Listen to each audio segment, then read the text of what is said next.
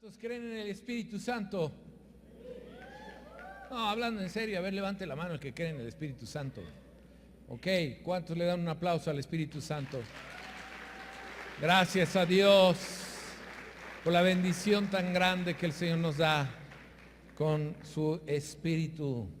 Hoy vamos a ver un tema que tiene que ver con la alabanza y la adoración. ¿A cuánto les gusta alabar, adorar, cantar, exaltar su nombre? Decirle: oh Dios, tú eres grande, eres poderoso, eres único, eres grandioso, eres excelso. Y para poder tener este tema, yo les voy a pedir que me acompañen a 2 Reyes capítulo 3. Viene una historia extraordinaria de dos reyes, uno de Judá y otro de Israel. Quisiera que recordáramos primero que en la época del rey Salomón, cuando Salomón muere, hay una disputa entre dos posibles personas que se pudieran quedar con el reinado, Reboam y Jeroboam, y ninguno de los dos hace caso a lo que el Espíritu Santo quiere hacer, y el reinado se divide. Tiene una división tremenda, de tal manera que una parte se queda con lo que se llamaba Israel, ¿verdad? Y la otra con la que se llama Judá. Y hay una división muy fuerte porque Judá sigue haciendo la voluntad de Dios, o sea, todo lo que es la parte de Judá, sigue haciendo los ritos de los judíos del Antiguo Testamento, tratando de conservar a los sacerdotes del Antiguo Testamento y hacer lo que la presencia de Dios le estaba indicando que hicieran.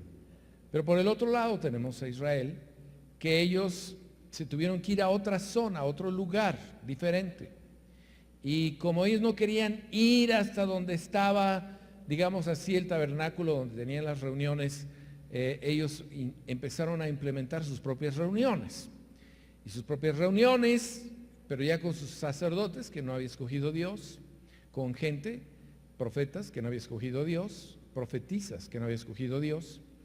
Y eso hace que aún se separen más.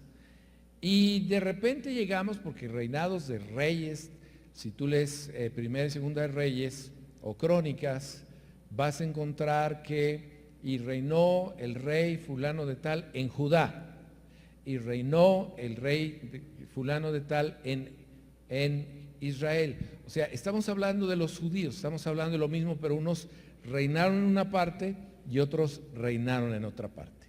Así es de que el capítulo 3 nos está hablando de que hubo un conflicto muy fuerte, porque muere Joram, hijo de Acab. Joram, hijo de Acab, comienza a reinar en Samaria, sobre Israel. Aquí está la zona donde estaba Israel, Samaria. Joram, hijo de Acab, comenzó a reinar en Samaria, sobre Israel. ¿Sí me van siguiendo? Vamos en 2 Reyes capítulo 3, versículo 1, ¿sí?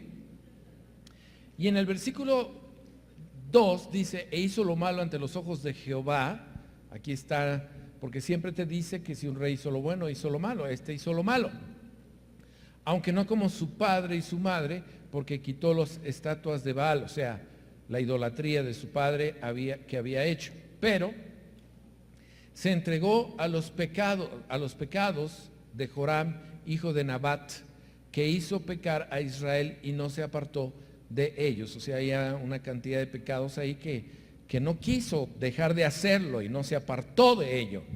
Entonces, versículo 4 dice: Mesa, rey de Moab, era propietario de ganados, o sea, era un hombre rico, y pagaba al rey de Israel 100,000 corderos, imagínense, 100,000 corderos y 100,000 carneros con sus vellones. O sea, pagaba un impuesto al reinado de Israel. Pero cuando él vio que todo estaba cambiando y que este hombre posiblemente no tenía el carácter que tenía su padre, entonces decidió no dar su tributo, no dar su impuesto y hacer guerra. Versículo 5: pero muerto Acab, el rey de Moab se rebeló contra el rey de Israel. Entonces se rebela contra el rey de Israel, dice: dejo de pagar, ya no quiero pagar absolutamente nada. Y pues aquí empezamos con el problema, porque el rey de Israel dice, pues me tienes que pagar, o a ver cómo le hacemos, pues hacemos guerra, nos damos en la torre, pues nos damos en la... ¿Qué traes? ¿Qué traes? Pues ya, ¿cómo? Pues órale, éntrale, pues le entro, ¿verdad? Ahí están los dos enojados. Y entonces, dice el versículo 6, y salió entonces de Samaria el rey Joram, y pasó revista a todo Israel, es decir, ejército, vamos a enfrentarnos con este que no quiere pagar, y con este que se nos está rebelando. Y fue y envió a decir a Josafat. ¿Quién es Josafat? El rey de Judá. Lo va a buscar porque él necesita más fuerzas para poder enfrentar a sus enemigos. Y el rey Moab se ha rebelado, y le dice, el rey Moab se ha rebelado en contra mía. Y fíjense lo que le pregunta: ¿irás tú conmigo a la guerra contra Moab? Fíjense lo que le pregunta: ¿irás tú conmigo a la guerra contra Moab? Ahora, esta es una pregunta pues difícil, porque ellos no se llevan muy bien, que aunque son judíos, tanto de un lado como del otro, están separados, han tenido conflictos, unos tienen a los sacerdotes, otros como que falsificaron sacerdotes, y hay conflictos entre ellos. Entonces, por eso esta pregunta es tan importante: ¿irás tú conmigo a la guerra contra Moab? Y pues él se queda como que callado, esperando a ver qué me va a contestar el rey, si va a ir conmigo o no va a ir conmigo. Y miren qué respuesta tan hermosa, que ya en sí la respuesta nos da un ejemplo a seguir en el perdón y en el continua relación con nuestros hermanos. Y le respondí: iré, porque yo soy como tú, mi pueblo como tu pueblo, y mis caballos como los tuyos. Dice, tú y yo somos hermanos. Y bueno, tenemos diferencias, pero tú y yo somos hermanos. Y a veces nos agarramos del chongo y del chango, pero tú y yo somos hermanos.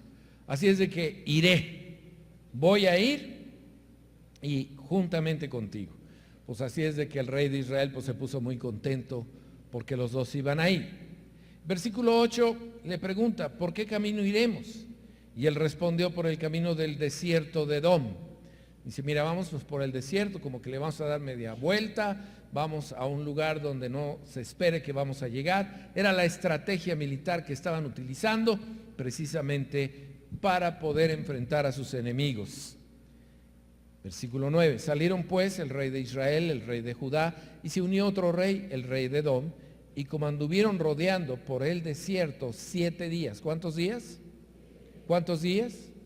7 días de camino, les faltó agua para el ejército y para las bestias que los seguían.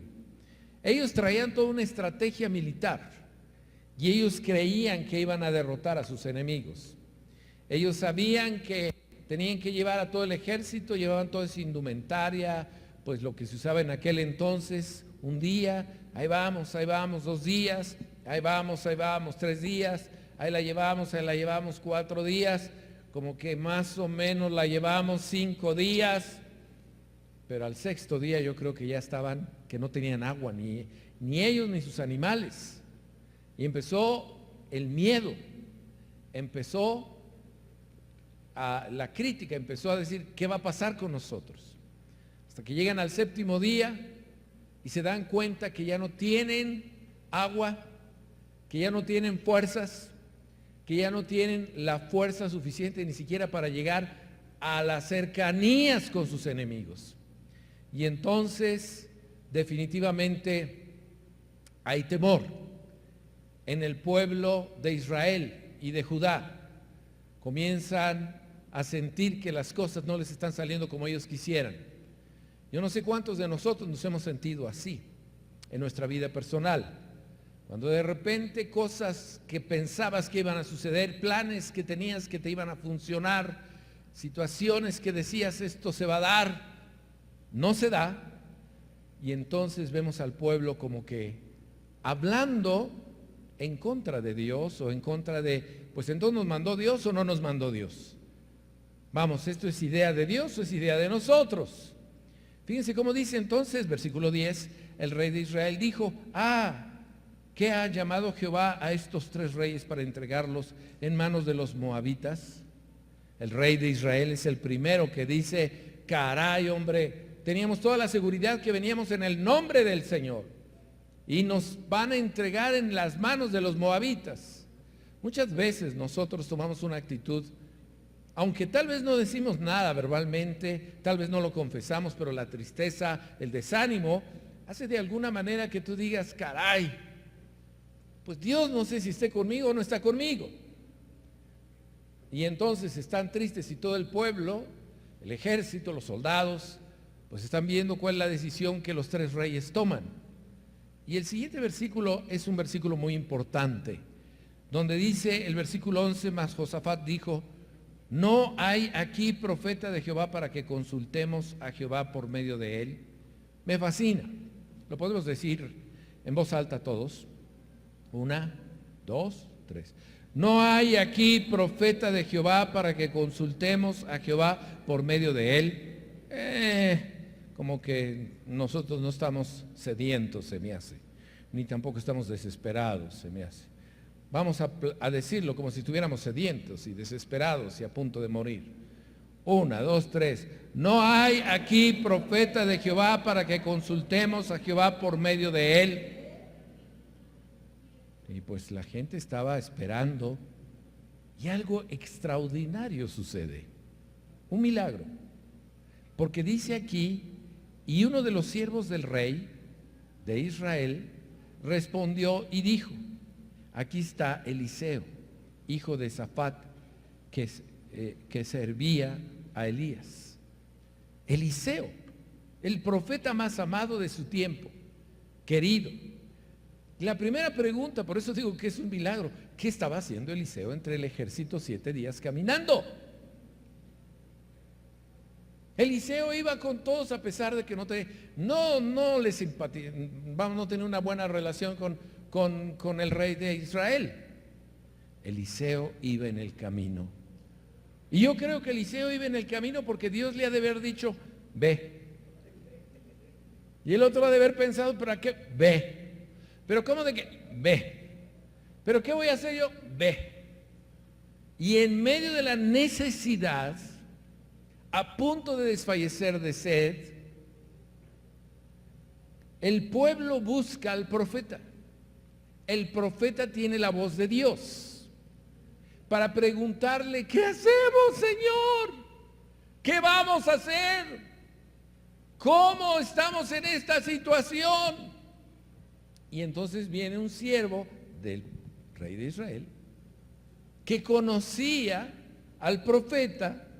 Dice, pues aquí entre nosotros está el profeta Eliseo. ¡Eliseo! ¡Eliseo! ¿Alguien conoce por ahí dónde está Eliseo? ¡Eliseo! Y Eliseo viene y se presenta ante los tres reyes. Y fíjate lo que dice más adelante. Dice aquí, versículo 12, dice, este tendrá palabra de Jehová, y descendieron a él el rey de Israel, Josafat, que es el rey de Judá, y el rey de Edom. Entonces Eliseo dijo al rey de Israel, porque le dijeron, dinos qué es lo que está diciendo Dios. Pero Eliseo como que se le queda viendo al rey de Israel y le dice, ¿qué tengo yo contigo? Porque sabía que estaba haciendo todas las cosas al revés. Ve a los profetas de tu padre y a los profetas de tu madre. Y el rey de Israel le respondió rápidamente, pues no supo, no cuestionó, no le dijo, sí, tienes razón, estoy chueco. Simplemente le dijo, no, porque Jehová ha reunido a estos tres reyes para entregarlos en manos de los moabitas. Dice, por favor, danos palabra del Señor. Y Eliseo dijo, fíjate lo que le responde, viva Jehová de los ejércitos, en cuya presencia estoy, que si no tuvieres respeto al rostro de Josafat, rey de Judá, no te miraría a ti ni te vería. Le está diciendo, mira, yo estoy aquí por una razón, porque yo le tengo respeto al rey Josafat, porque él está haciendo las cosas correctas, Pero si no fuera por eso, yo no estaría aquí. Y pues todos, como él sabía, todos estaban, pues sí, pero tú eres el que tiene la razón, tú háblanos, tú habla con Dios, tú muéstranos qué es lo que está diciendo Dios. ¿Nunca te has encontrado en una situación donde te urge palabra de Dios? Donde de repente estás en una situación de crisis, cualquier crisis, y no sabes hacia dónde dirigirte o cómo dirigirte. Señor, ayúdame, Señor, muéstrame, Señor, háblame. Finalmente llega el profeta, un profeta amado, un profeta respetado, un profeta que todos sabían que de él iban a tener palabra del Señor.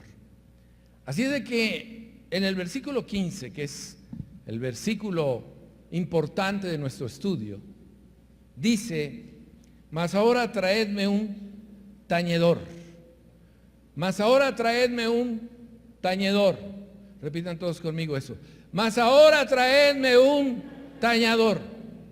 O sea, el profeta le está diciendo: a ver, muchachos, a ver, ejército, tráiganme un músico, tráiganme a alguien que toque un instrumento, tráiganme a alguien que toque música hermosa, música para Dios.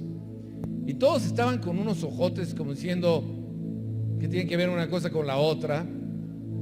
Pues es muy importante para nuestro estudio, porque lo que está pidiendo, si lo hacemos un poquito más alto, que se oiga, y empezamos con el shofar, otro shofar, otra vez,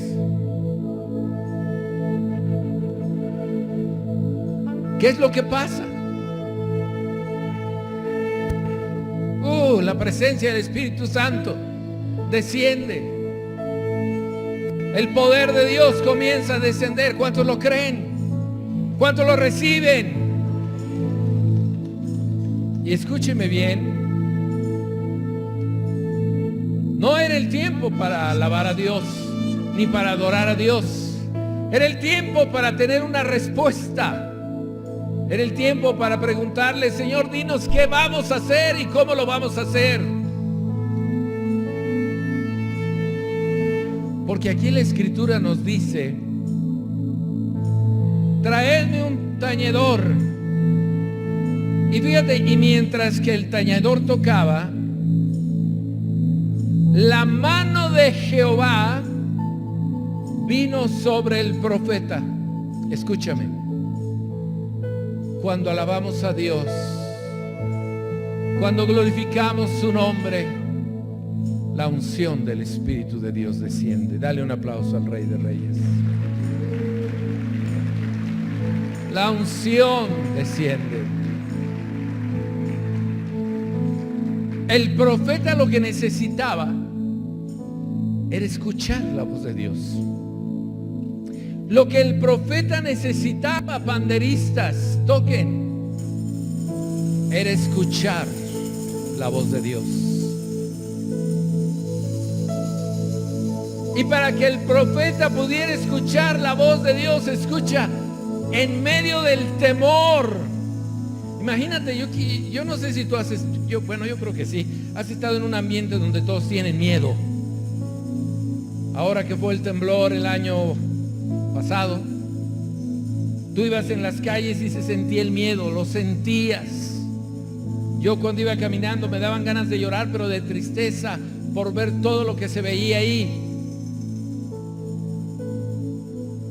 El profeta dijo: este es el momento de cambiar el ambiente, porque ellos tenían la seguridad de que iban a morir, porque tenían sed, porque sus enemigos estaban a una distancia corta y no tenían fuerza para enfrentarlos.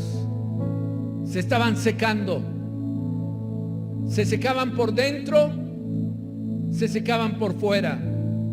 Había sequedad en sus huesos, y en medio de esa sequedad comenzaron a tocar los instrumentos, comenzaron a subir los instrumentos.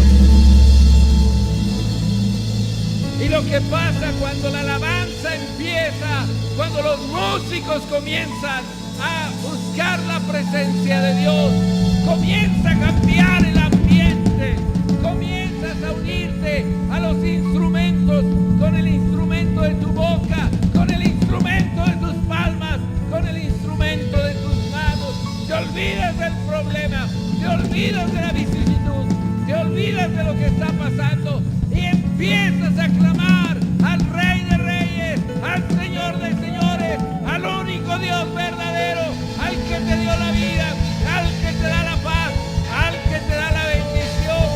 Comienzas a buscarlo, ponte de pie y comienza a clamar, comienza a clamar, comienza a clamar con esta voz de alabanza. Aleluya. Oh Dios, Aleluya. díselo con ganas, nuestro Dios poderoso es con Rey. toda tu fe.